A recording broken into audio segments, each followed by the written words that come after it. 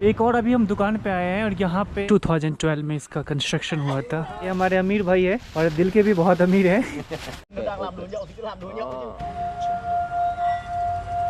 Pant के जो pattern का कॉम्बिनेशन, जितना आपका ये क्राफ्ट या जो भी है सारा वो लेनी है। और यहाँ पे देखो भाई साहब, लुम्बिनी वही जगह है जहाँ पे गौतम बुद्ध का जन्म हुआ था। नमस्ते दादी। नमस्ते। तमे कस्तो छ? ठीक छ। इन लोगों का खाना पाना, रहन सहन, सब कुछ।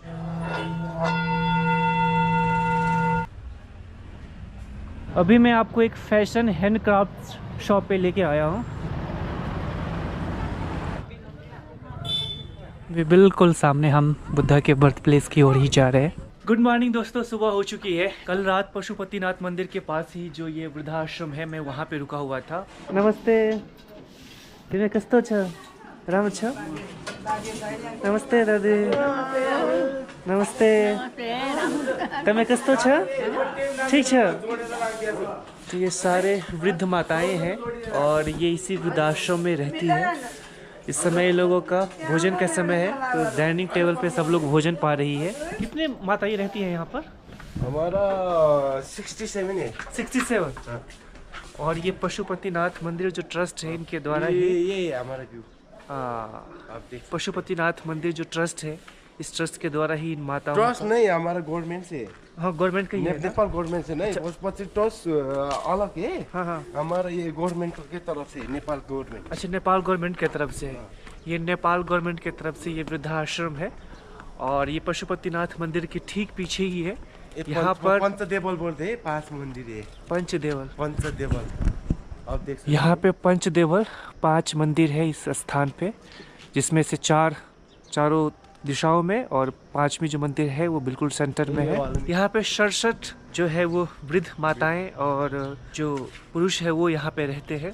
इन लोगों का खाना पाना, रहन सहन, सब कुछ नेपाल गवर्नमेंट ही देखती है और ये लोग अभी जब तक है तब तक वो लोग यहीं पे रहेंगे। सामने टीवी स्क्रीन भी लगी हुई है, तो जो भी माताएं यहाँ पे भोजन पाती है तो भोजन पाने के पश्चात वो टेलीविज़न भी देख सकती है। यहाँ पे जो भी वृद्ध लोग रह रहे हैं उनके रहने में किसी तरह की कोई गुंजाइश ना रहे, उनको पूरी सुविधा मुहैया करवाई जाए, जो भी बेसिक सुविधा है वो उनको दी जाए। ये कुछ ऐसा मेश है। आप भी पकाते हैं क्या? हाँ, मैं भी पकाता हूँ। आप भी पकाते हैं दीदी? हाँ। सारे तो ये सारे लोगों का ग्रुप है और इनकी टीम जो है वो यहाँ पे जो भी 67 माताएं रहती हैं, माताएं या वृद्ध लोग रहते हैं, उनके लिए यही लोग खाना तैयार करते हैं। तो ये कुछ ऐसा यहाँ का भोजन है और मैं भी आप भी यहाँ पे ये टेस्ट करने वाला हूँ। तो पशुपतिनाथ के बिल्कुल पीछे ही वो वृद्धाश्रम था जहाँ पे कल हम रुके थे। अभी बिल्कुल मैं सामने आ गया हूँ। सुबह का समय है, काफ़ी सारे श्रद्धालु जो है वो मंदिर जा रहे हैं। हेलो। आप देखते ही पहचान गया? हाँ, हमने देख के तो कल रात में सबसे पहले हम यहीं आए थे। हाँ। ये इनके होटल पे यहाँ पे रुके थे और यहीं से ये भाई साहब मिले थे और इन्होंने काफ़ी मदद की थी हमारी।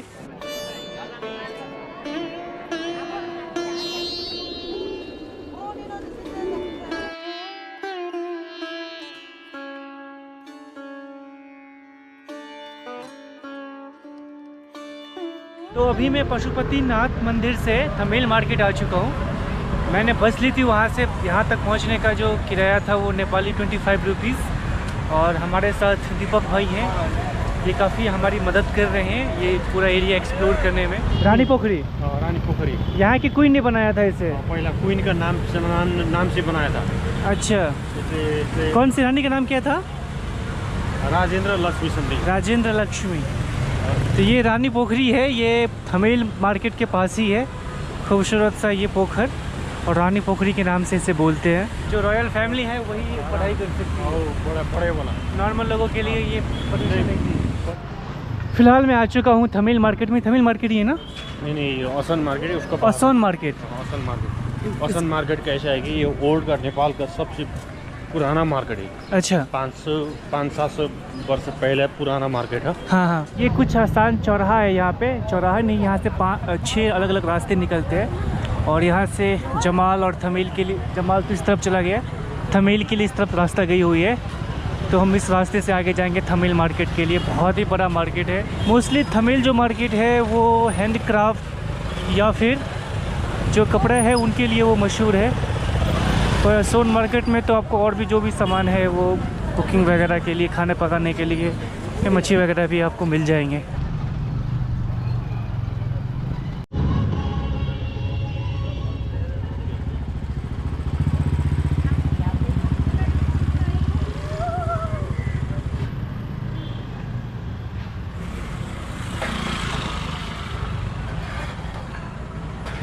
भाई साहब देख सकते हो यहाँ पे काफ़ी सारी सूखी मछलियाँ भी है।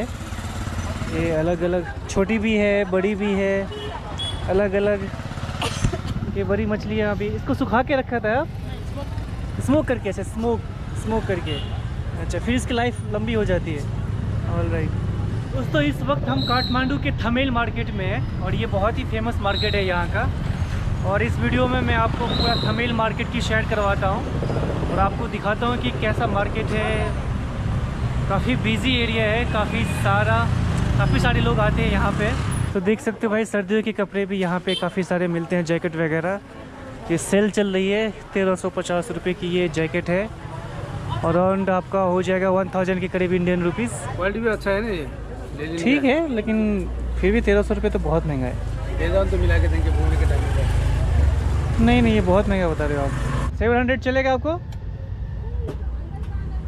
चलो 850 दीजिए बस। 700, 700 रुपये। 800 होगा? 700 करेगा दादा। डर जाएगा।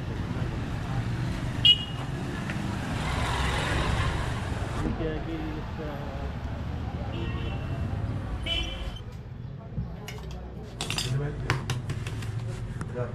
और यहाँ पे हम दोनों ने अभी ब्रेकफास्ट किया है।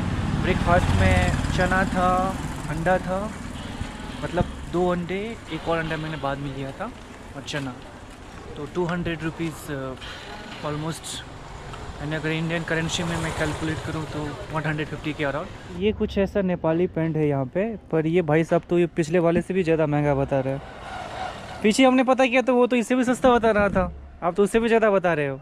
दूसरा चीज़ होना। अरे यही था, वो बाहर वाला भी मैंने पूछा था, वो 800 का दे रहा था। ये सामने जो आप दिखाया ना, जिसको आप बोले 1400, ये पीछे 800 बोल रहा था। भाई सब कपड़े यहाँ पे सचमुच में बहुत महंगे हैं। अगर यही कपड़े आप हरिद्वार या ऋषिकेश में लेते हो ना, तो आपको 300, 400, 500 तक में आपको बहुत अच्छे वाले मिल जाएंगे। और यहीं पे ये 1100 रुपये, 1200 रुपये। नेपाली में भी अगर आप करेंसी में भी एक्सचेंज करोगे तो भी आपको बहुत ज़्यादा लग जाएगा ये। एक और अभी हम दुकान पे आए हैं और यहाँ पे मुझे बहुत ही कमाल के कपड़े दिख रहे हैं। शायद यहाँ पे ट्राई कर सकते हैं। ये कुछ ऐसा दुकान का शॉप है और यहाँ पे वाओ भाई साहब, यहाँ पे तो पूरा तस्तरी लगी हुई है, कई सारे पैटर्न, कई सारे चीज़ें दिख रहे हैं। यहाँ पे हम ट्राई करते हैं। ये कितने का है? 100. 800. Then please tell me यार। It's really nice. You trust me.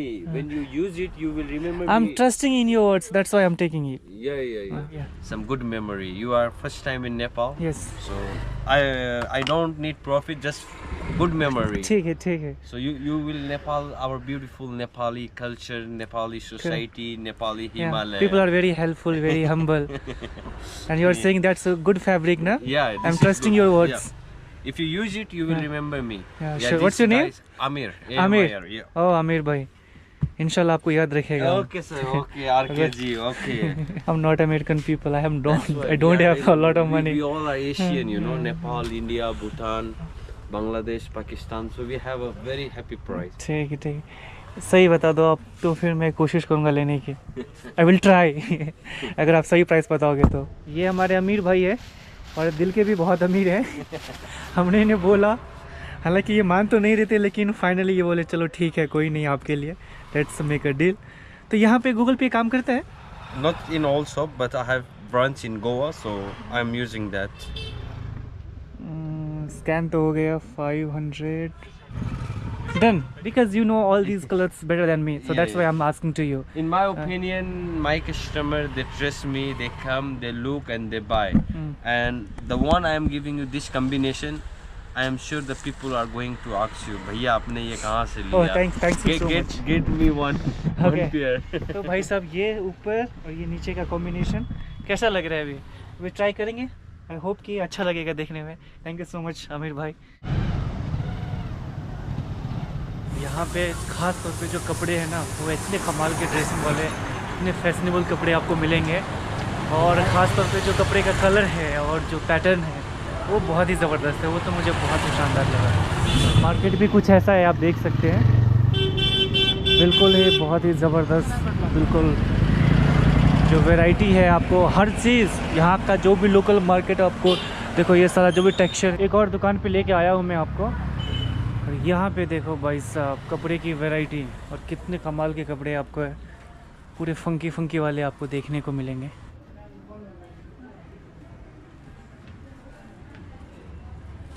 सारा जितना भी प्रोडक्ट आपका है वुलन का ही है। Wow that's nice. भाई साहब देख सकते हो, जो ये भी वुलन ही है, ये शूज़ ये भी वुलन ही है। तो यहाँ पे वैरायटी भी काफ़ी सारी है। और अभी देखो यहाँ पे कई सारे स्टैच्यू बुद्धा के अलग अलग है। ये इसको क्या बोलते हैं आप? भैरव, काल भैरव। क्या बोलते हैं? काल भैरव। काल भैरव। ओह वाह वाह।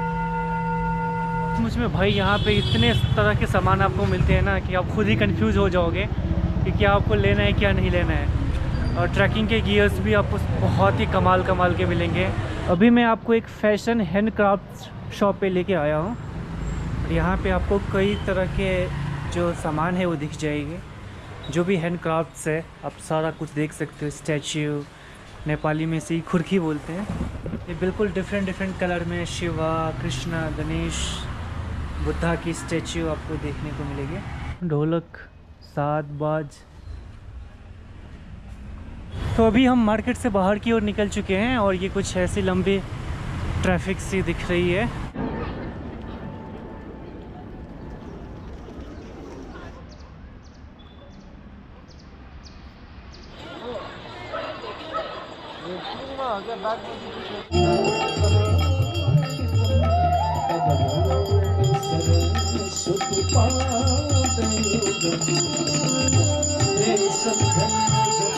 तो फाइनली समय हो चुका है इस खूबसूरत से कलरफुल वाइब्रेंट शहर को अलविदा कहने। दोस्तों यहाँ आकर काठमांडू का ये रिंग रोड संपन्न होता है। तो अगर आप देख सकते हो यहाँ से जो रोड गई है ना, ये रोड ऐसे बिल्कुल सर्कल कंप्लीट करके यहाँ पे आकर मिंगल होती है। तो बिल्कुल ये पूरा रिंग रोड है नेपाल का आउटर काठमांडू का। और अभी यहाँ से ही हम सीधे स्ट्रेट चंद्रकली होते हुए भरतपुर के लिए लिफ्ट के लिए वेट करना होगा। आपको मालूम है कि शहर में लिफ्ट लेना कितना मुश्किल होता है, इतनी गाड़ियाँ चलती है, कोई आप किसी के पास इतना टाइम नहीं होता कि आपके लिए रुक कर बात कर सके।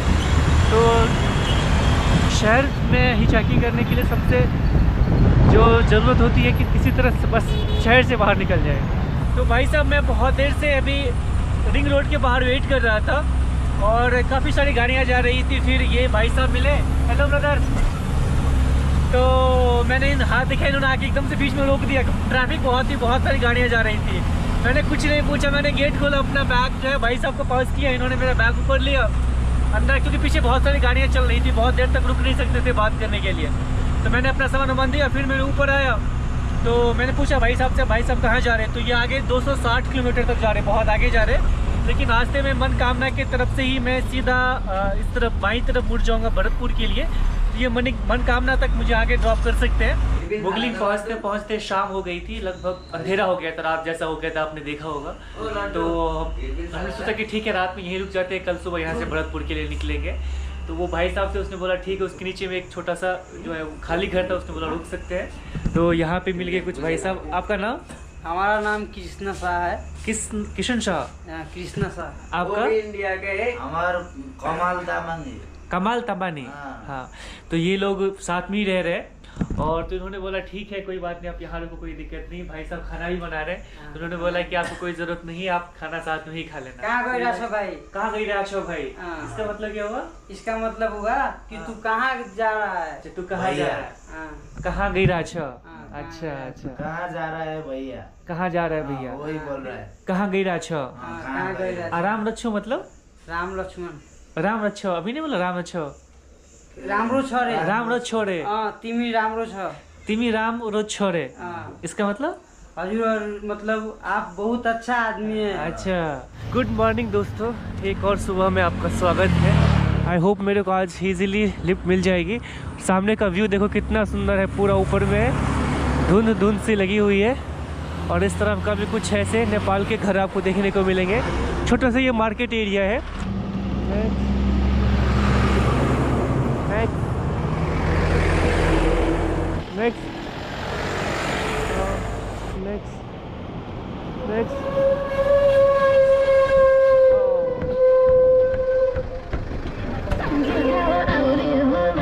Thank you so much.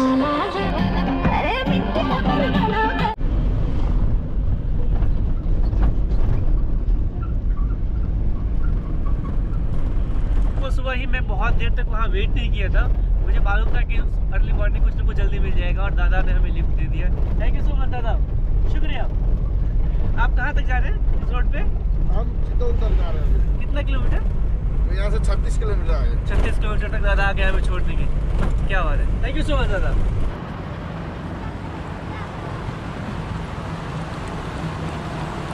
आप किधर जा रहे हैं? पंजाब जा रहा है। कहाँ पे? मर्दा घाट है ना। हाँ हाँ, अच्छा अच्छा, दरभंगा जिला। दरभंगा। तो भाई साहब यहाँ से मुझे डायरेक्ट लिफ्ट मिल गई है गोरखपुर के लिए। और साथ में ये भाई है, भाई आपका नाम? अर्जुन। अर्जुन भाई, आपका? विपिन। विपिन भाई, धन्यवाद, थैंक यू सो मच। और ये भाई भी अभी गोरखपुर की तरफ, आप गोरखपुर की तरफ ही जा रहे हैं? हाँ, गोरखपुर ही जा रहे हैं प्रॉपर। अरे वाह, बस। तो यहाँ से अपने को डायरेक्ट लिफ्ट मिल गई है, बस क्या बात है, धन्यवाद, शुक्रिया। तो अभी हम चल रहे हैं यहाँ से डायरेक्ट गोरखपुर के लिए। अब देख सकते हो यहाँ पे कुछ धान की खेती है, धान भी पकने लगी है। कुछ दिनों में धान भी कट जाएगी, कुछ कुछ धान तो कटने भी लगी है। फिलहाल मैं पहुँच चुका हूँ सिद्धार्थ नगर। जो भाई साहब ने मुझे लिफ्ट दिया था वो गोरखपुर जा रहे हैं, लेकिन मैं सिद्धार्थ नगर में उतर गया क्योंकि यहाँ से लगभग 20-25 किलोमीटर दूर है लुम्बिनी। और लुम्बिनी बहुत ही एक प्रसिद्ध, बहुत ही ऐतिहासिक जगह है, क्योंकि लुम्बिनी वही जगह है गौतम बुद्ध का जन्म हुआ था। सिद्धार्थ नगर भी उसी के नाम पे है, क्योंकि गौतम बुद्ध का बचपन का नाम सिद्धार्थ ही था। तो अभी हम यहाँ से जा रहे हैं लुम्बिनी। ये इंटरनेशनल एयरपोर्ट है, गौतम बुद्धा इंटरनेशनल एयरपोर्ट। तो यहाँ से बस कुछ किलोमीटर ही रह जाती है Lumbini, birth place of Gautam Buddha. और यहाँ तक आपको जो है वो फ्लाइट मिल जाएगी। लुम्बिनी में आपको कई सारे ऐतिहासिक जगह देखने को मिलेंगे। वैसे तो ये गौतम बुद्ध का जन्म स्थल है, बर्थ प्लेस ऑफ बुद्धा। इसके अलावा आपको यहाँ पे कई सारे अलग अलग कम्युनिटी, कई सारे हेलो, इसके अलावा यहाँ पर आपको कई अलग अलग कल्चर, कम्युनिटी के मंदिर, सांस्कृतिक चीज़ें देखने को मिलेगी। थाई टेम्पल है, म्यांमार टेम्पल है, जापानीज़ टेम्पल है, या कोरियन संस्कृति का यहाँ पे देखने को मिलेगा। तो जिन भी देशों में बुद्धिज़्म फैली हुई है, उन सारे देशों की संस्कृति यहाँ पर उन्होंने दी हुई है। क्योंकि गौतम बुद्धा जिस धर्म को लोग मानते हैं, बुद्धिज़्म को, उसकी जो ओरिजिन है वो यहाँ से हुई थी। बाद में गौतम बुद्धा ने जब यात्रा की थी अपना घर छोड़कर, तो वो पहुँचे थे हमारे बिहार में ही बोध गया। और बोध गया में ही उस पेड़ के नीचे वो माना जाता है कि एनलाइटेंड हुए थे। तो कहीं ना कहीं बिहार से ही शुरू हुई थी स्प्रेड होना जो बुद्धिज़्म। हालांकि बिहार में ये इतना ज़्यादा नहीं फैल पाया जितना कि बाकी देशों में ये फैलने में रहा। अब इसके पीछे बहुत सारी वजह थी। फ़िलहाल मैं आपको लेके आ गया हूँ लुम्बिनी, गौतम बुद्ध के इस जन्म स्थल पर। YouTuber Yeah. Việt Nam. You both are from Vietnam? Đây Hà Nội, thành phố Hồ Chí Minh.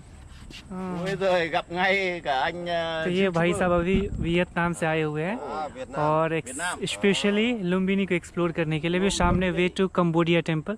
तो कम्बोडियन जो आर्किटेक्चर है और जो कल्चर कस्टम है वो आपको सामने इस टेम्पल में देखने को मिलेंगे। ये भाई साहब कह रहे हैं कि तुम हमें सिखा दो, तुम हमारे टीचर बनो, तुम मशहूर हो जाओगे। Minh Tuệ đi bộ từ Việt Nam qua đến đây luôn. Có ai bảo khiếp đen chưa? हाँ, ये बता रहे हैं कि ये दोनों बहुत ही करीबी दोस्त हैं और ये बौद्ध धर्म को मानते हैं, Bác gì ơi, bác gì ơi, bác đừng có bình luận Gautam đấy, Buddha bác को nhìn vào मानते bên kia हैं। đấy, bác और ơi. इन लोगों के जो टीचर हैं वो Đang nói về वियतनाम के cái एक साधु về हैं Đại Đức जो Đại वियतनाम से थाईलैंड तक पैदल चल कर आए थे। वाह। Nó đang làm đồ nhậu thì cứ làm đồ nhậu chứ. Có ai bảo là tiên भाई साहब को mới देखो, mẻ भाई à? साहब को दाढ़ी नहीं है ना, आपको भी छोटी छोटी है, मुझे बड़ी बड़ी है। भाई साहब कह रहे हैं कि आपके यहाँ पे दाढ़ी ना बहुत बड़ी बड़ी होती है, इसीलिए उम्र से ज्यादा दिखते हो। हमारे यहाँ दाढ़ियाँ नहीं होती, इनके यहाँ पे बहुत कम होती है, इसीलिए उम्र से बहुत कम दिखते हैं। Nghiệp, đồng nghiệp. Đồng nghiệp. दूंगी Ok, ok. दूंगी।